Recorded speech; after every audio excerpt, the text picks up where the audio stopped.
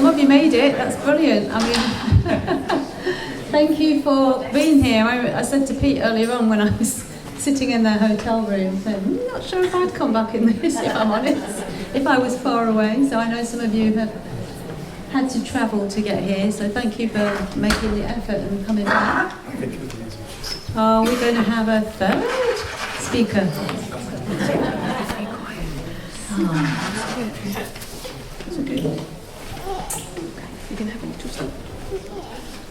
So we're here for physical health. You're all in the right room, I hope. So Jen and I have sort of had a quick chat, and we're going to share a few. We're going to share a few things, and then we're going to open it up for questions, because we imagine that if you're in this room, it's because you have some interest in the physical health aspect of our human condition, I guess we could say. I think the first thing that I wanted to share was, just because it feels very, well, I suppose it's personal to me. When I first came into this understanding, many years ago, 14 years ago or so, I absolutely loved listening to Bill Pettit.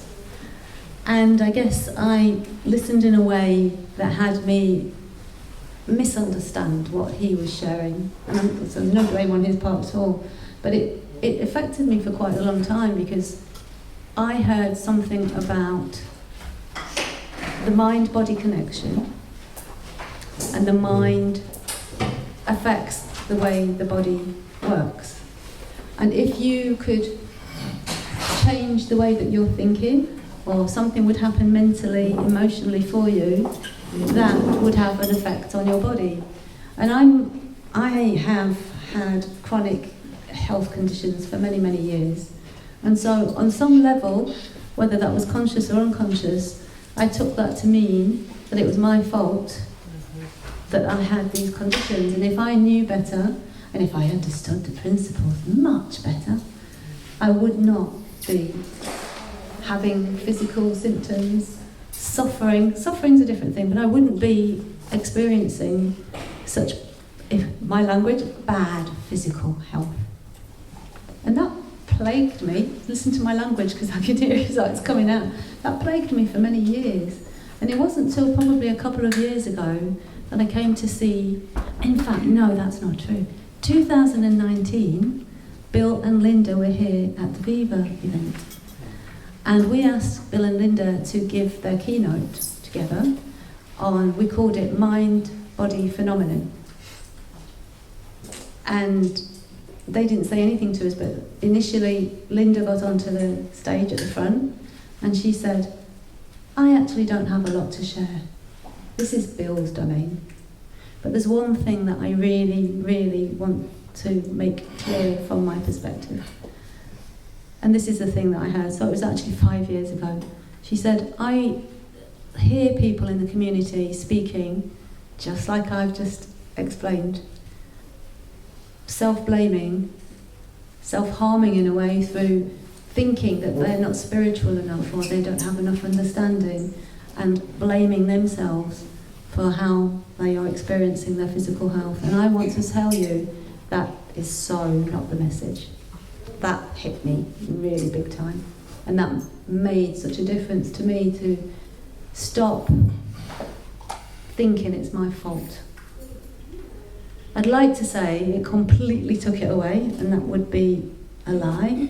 But what it's done is it's helped. There's the truth, and when I get lost, I remember. And then when I get lost, I remember, because there's still a part of me. There's still some conditioning, I guess, in the system that looks for answers and thinks it can control and thinks there must be something I can do about this. And then I remember, it's not actually on you, Sheela. This is not actually on you. So I wanted to share that first of all, because that really made a big difference. I hope somebody here hears something if they are thinking this is all in your control, this is all in my control, and I need to understand something better so that I'm not in this physical situation. Do you want to? Yeah, I think it's an easy misunderstanding when we hear about the mind-body connection. It's such a weird thing. When I came to the principles, I'd spent a lot of time in my life thinking about physical problems, and my mum and dad will vouch. Like, I'd worry about the slightest pain, and also have lots of weird things happen, and lots of different physical things. And when I heard about the principles, I thought somehow that was going to mean, if I understood enough, I would. And also, I kind of got very into nutrition. So if I could get it right, then I wouldn't have to experience physical pain or get ill. And I remember that kind of lasting for quite a while. And then the thing that came to me was, I've kind of made up that we're never supposed to be. We're always supposed to be healthy. Like, that we're always supposed to feel well. And actually, if I look now, there's times where, you know, it's said slow down. You've been doing too much, so you've got a cold, and you have to spend a few days out. And I think what came to me is just to really start listening, deeply listening to my body, because we so often ignore it. And I think that the biggest benefit for me was that I stopped focusing all of my attention on my body and my well-being and my physicality, because it'd been my hobby, like from a very young age, and of looking for things that were wrong. And I remember being at one of the big London conferences, and an amazing lady called, I can never say her surname, Wendy Sedje, who's so she's passed now. But Ray's a bit wet. She went in the bar. She went in the pool with you. We'll get her later though. But she was in stage 4 cancer, and she just gave some of the most incredible talks, and she was so human with it. And she says, yeah, there's times when I'm so scared of what might happen and leaving my family, and she said, and then there's times I'm in deep peace. And I remember just being so impacted by her, because she was living with stage 4 cancer. There wasn't a good prognosis for her, but she was just seeing that when she really went into suffering would be when she was running into the future about her family and missing them, and then missing her, and what that would mean, and if she would go into regret, or if she'd really focus on the pain. So that really impacted me, listening to her speak. And she did a few webinars from her bed in the very late stages, and it was just so inspiring, because she wasn't saying, if you understand enough, you're going to cure yourself. But she was totally open to the fact that potentially insight could happen to someone that did cure them. Like, she wasn't in any way closed. She said, you know, this power that we are is infinite, and she didn't know what was possible. And she tried all kinds of things, and then heard about all kinds of miracles, but she wasn't attached to any of that. And I think that's the thing that I started to see is, I don't know. But actually, I do know that when I focus my attention on something, it gets bigger and bigger and bigger.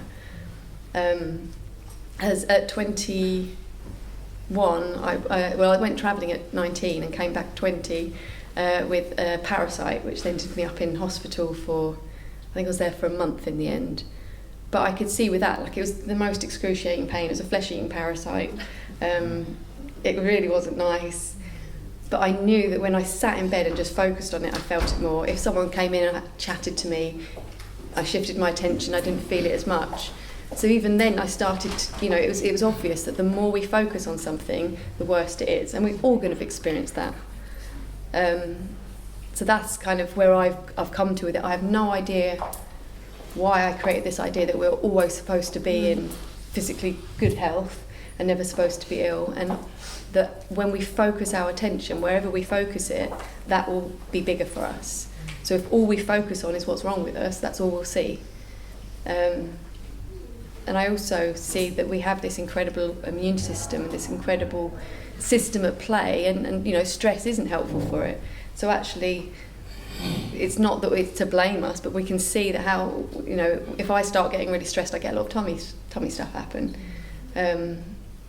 So it is all connected, but I think if we think we know something about that, it's so much bigger. But yeah, that's all I'd have to say, and I would love it if we had questions, why people are here, and is there anything else you wanted to add? I can, but I am interested to make sure that we answer questions, and you know, this is interactive as well. If you've got stories you would like to share, you feel called to share. Is there anybody who has anything at the moment they'd like to ask? Share, Marina. Thank you, Sheela. I don't have a question, but perhaps a helpful insight and story in that. In UK, there was a Dr. Bach who created Bach flower essences, and he was a doctor. And making long story short, he realized that all pain and illnesses come from stress. And I think if I would try to connect 3 principles to Bach flower essences to my best ability, to seeing that, of course, we will not be free. He actually lived with cancer more than 20 years. So, of course, he was experiencing pain and all kind of things, but he was not bewildered by them. He was not traumatized by them. And that's the art, perhaps, of juggling life, and trying to, maybe trying is not a good word, but kind of seeing this thing that principles can help us not to think as much as we think in our head, and keeping our focus in the right place. So that's what I wanted to say. Thank you. Thank you. Anybody else? Okay. Claire.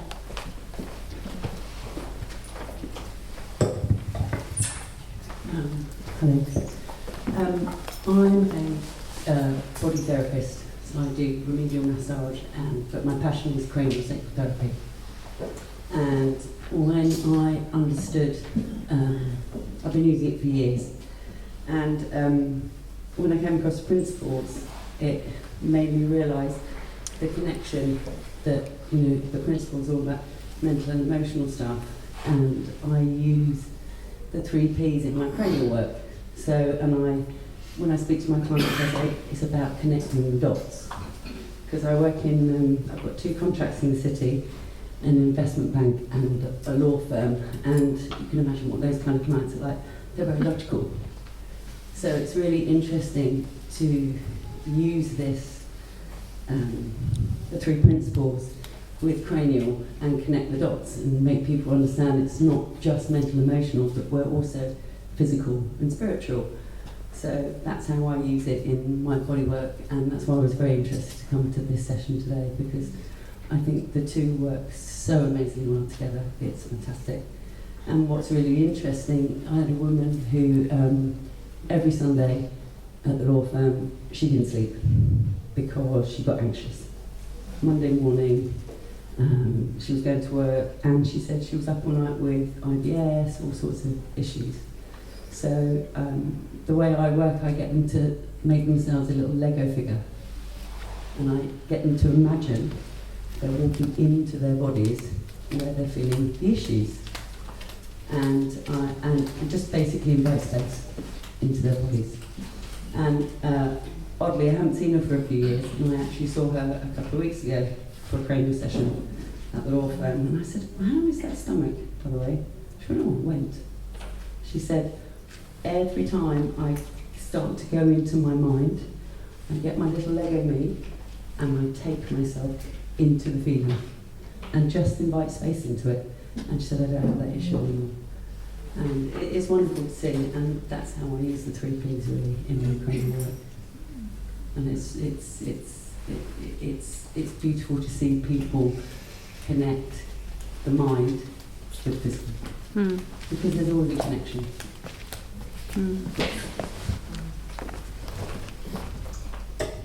Beautiful, thank you, Claire. There's, one thing comes to mind to share that I've seen, I suppose, in the last year or so. And it's it's the way that we hear things. So I just wondered, in case anybody else is hearing it. I think listening to Bill still is a lovely, lovely man. I'm not saying I don't listen to him anymore, but I would hear from him mind influencing the body, and I know it's like mind-body connection. I would say this. It's a system. It's connected. There's no difference between the mind and the body. But for some reason, I'd set it up that it was a one-way down system. Mind affects body. I did not see that body affects the mind too. Duh. But it was like, oh my God, all these years I've been thinking it's a one-way system. That is impossible. It's a complete system. It has to be this way, this as well. It has to be this way.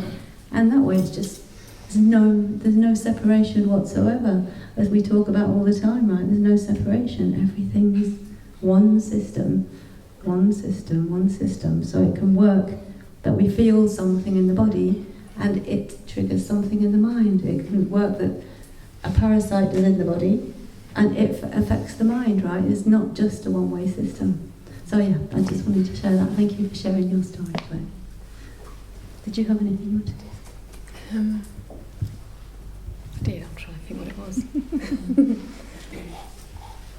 I think, yeah, just this idea that mind is here and that somehow body is separate, that really is, I see that the principles they're not in the mind, they're not in the head, in the brain. It's like we're a system, and I know that there's people who talk about cellular healing. There's so many amazing modalities for us, and I think because the principles have changed my life so much, I thought that was all I needed in terms of understanding and being around it. But there's been times when I've been so drawn to something else, like I've had myofascial release, which was incredible because there was this light touch and then suddenly my body was doing all these movements and weird stuff, and I was like, wow. And I just knowing that there's so much more to see about life and just being open and trusting yourself and listening. Like, what feels right? I want to try that. I want to do this. And I know so many people who love to meditate and they found that was helpful in their life, but then they thought the principle somehow said you shouldn't meditate. And like there aren't any rules. The principles to me is like trying to point people to the freedom that we are to express and to be and to follow that and to trust yourself. And what works for someone else might not work for you. So I like deeply listening to yourself, what makes sense. And yeah, I think when we take the blame out, and like with Lucia, I give her the best food I can. I decided, I thought for me breastfeeding was the best for her, and so I do all of that, but then still sometimes she's going to get ill, and I've had to really start to let go because I've been wanting to do that so perfectly so that she never has to get ill, and wanting to avoid this and that, and seeing that was then just creating stress within me, which would then she'd pick up on. So it's like there's this incredible system at play within us, and if we listen and we learn, I don't know, I think we can live with so many different things, so many different feelings and discomforts, and it may be that they just come and go, and some of them may go and then come back, and I don't know, it's like when we realise we're not necessarily in control of all of that. But I feel like when I listen and when I learn, generally things do just come and go. Like I've had some really weird things this year. I've had like an infection in my face where my face all swelled up, an infection in my thumb, and then they just said, well, actually, when your immune system's a bit run down, well, you haven't been sleeping for 2 years, and all of that, you know, you're more susceptible to infection. And I stopped. Before, otherwise I'd been thinking, well, what is it within me that is creating this? And so it's really opened up and become much freer. But yeah, I'd love more questions and more comments or insights that people have had. Sheela, will you share more about the body to mind track? Like share experiences with that.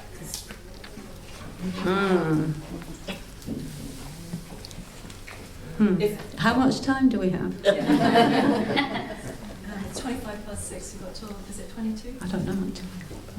Okay. So, I've got a story to share. I don't know how long it will take, and I don't know how much I'll cut out of it. Okay. So, at the beginning of this year, February time, I contracted pneumonia. I went downhill very, very rapidly from Friday to high temperature to Monday being taken into hospital. I knew I was really sick. That's why I said to my daughter, phoned my daughter and said, I can't get out of bed on my own. I need somebody to take me, please take me. So we ended up in an ambulance, blue lights. I had so many firsts in this experience. and I had no idea this was coming. Taken to the hospital, rushed into the hospital, to be told, fast-tracking a lot of it, to be told in the middle of the night that you have pneumonia. Now that bit I wasn't surprised about. But when the doctor then added, with a very worried face, I have to say, and you have sepsis too. And I was like, okay, what does that mean? And she said, well, it means that you're going to be taken into observations now, and we're going to keep track of your vitals, your oxygen, your BP. They were the two things, the blood pressure and the oxygen, and we'll make decisions from there. Okay, and then here, nobody can go with you, so my daughter went home. I'm taking, and literally, I went from a normal-ish person to being completely confined to bed, laid on my back, an oxygen mask on, and in this ward with everything beeping, no phone, no nothing, no, completely unknown, but feeling absolutely shite in a way. Not feeling great. So they're pumping me full of stuff to get my blood pressure up, with saline, get the blood oxygen, and everything was going off. And then the next thing I know, there's a doctor standing next to me saying, I'm the doctor from ICU. If in the next 4 hours your numbers don't improve, you're coming with me. And I was like, I got the maximum. I'm like, well, what can you say? And at this point in time, I can say, this is why for me this feels like a mind to body story, is my body was clearly shutting down. I knew that from the symptoms that I had. This is not good. This is why I ended up in where I was. At this point in time, my mind was now starting, looking back on it, and I don't know if I knew at the time, but my mind was, I felt a clarity, which is very interesting. The thinking had shut off a lot, because I knew that there was a chance that I might not be making it out of that hospital at this time, and at the same time, there was no worry, there was no concern, there was just, I would say there was peace, which is a very weird thing to say. And it was a very, I wasn't thinking about it at the time, I can just look back and describe it. And I just observed what was happening in this ward with all the other people. I was really interested, like just observing. No, this is like 2 o'clock in the morning or something, and there was no way I was sleeping, no way. And time went on, no idea what was going on. I just know that there was a lovely nurse looking after me, and she would keep, blood pressure was being taken automatically every half an hour. They were watching the numbers, I couldn't see them. And at one point in time, I could see her and she went, and I was like, what do I know? But I remember lying there and thinking, sorry, there was some thought, thinking, well, if I'm going to die today, I'm going to die in the next few days, what regrets do I have? There were none. There were none. And now you say that was a big surprise to me. And my take on that now is, as the body shuts down, the mind has to go quiet. There just isn't the energy. There was no energy within the system to think. There was just nothing there to be able to cognitively bring back my stories about my body, myself, my worries. Nothing. I felt a tremendous amount of peace.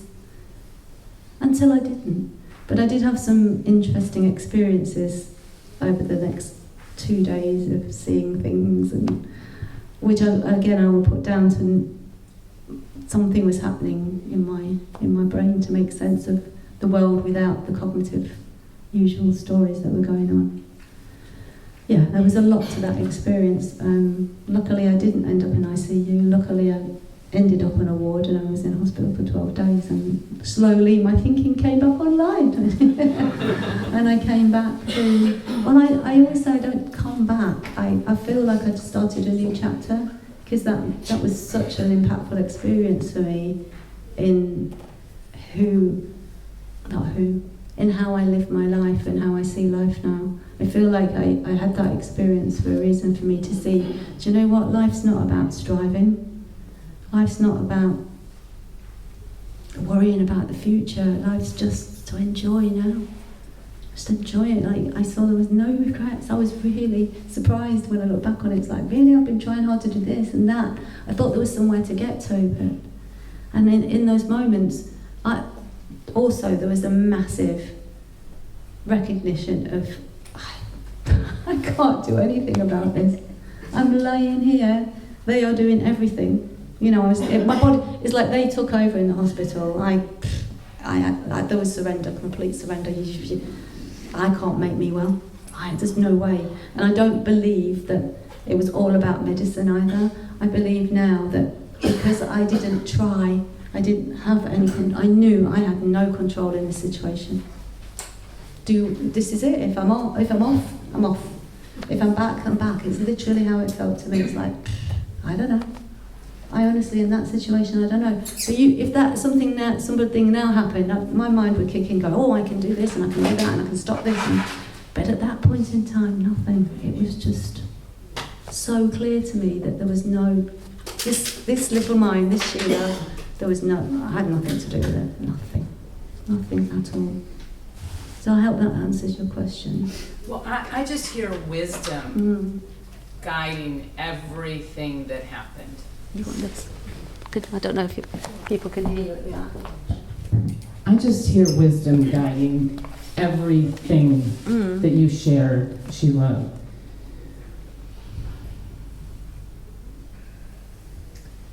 Like the wisdom of surrender, the wisdom of allowing the parasympathetic relaxation, rest, healing phase to happen. Yeah, I mean, calling your job. I mean, like to see wisdom in action, to hear it at every step is so comforting. And we can't get it when we don't have it, right? But to hear it and to know that it's available always, to know that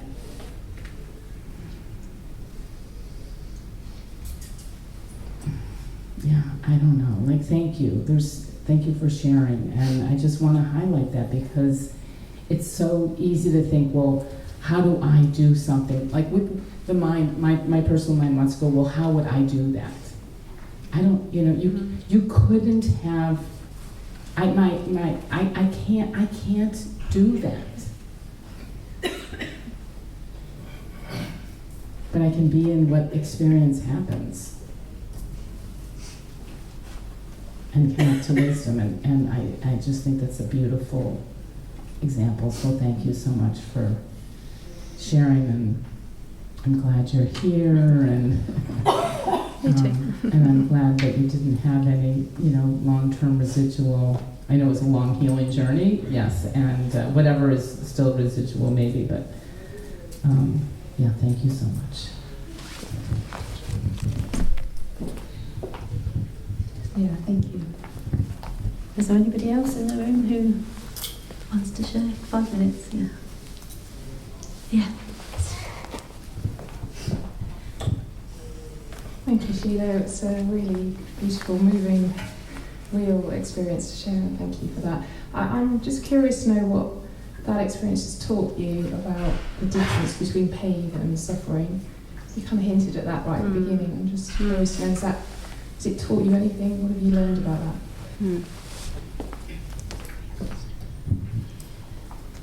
The really interesting thing is that particular experience, I feel I was blessed not to have a lot of pain, and blessed not to have a lot of suffering either, because of the what I feel wisdom. I don't feel I did anything. But in other situations, when I talk about, there's a difference between suffering and pain. Pain is I think as Jenny pointed out, we can notice if our attention goes to pain, not, when we get distracted, then we don't feel the pain, and then we do. The suffering is in, for me, it feels like the suffering is in telling my story, might tell myself a story about the pain.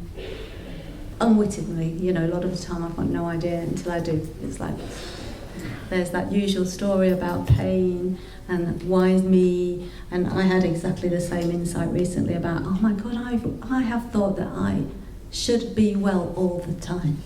That was something I've carried all my life. I thought I needed to be well. So any time that there was a twinge of something, or a sore throat coming on, or a headache coming on, or something, it was like, here we go again, what have I done wrong? And there's the suffering, like there's the blame and there's the suffering. And we might not be able to do anything about pain, and pain is here for a reason, right? It's here to tell us something. It's not the big bad guy.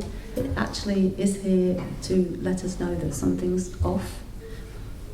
But the suffering is the layer and layers and layers and layers of thinking that we have about that pain, and we all have different flavours of thinking, whether it's my fault, or whether it's because of childhood things, or whether it's because it's the weather, or whether, we've all got stories about why we're suffering, the suffering of why we have the pain, and that's what causes the suffering. So I see suffering on some level as optional, and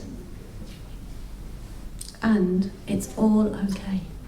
Because my just for me, my latest sort of insight is, what is, and the more I keep saying that over and over again, then there's the lessening of suffering all the time. If we can just see, well, this is where I am now, this is what's happening now, without all the extra layers of thinking on top of that. That's been really helpful to me.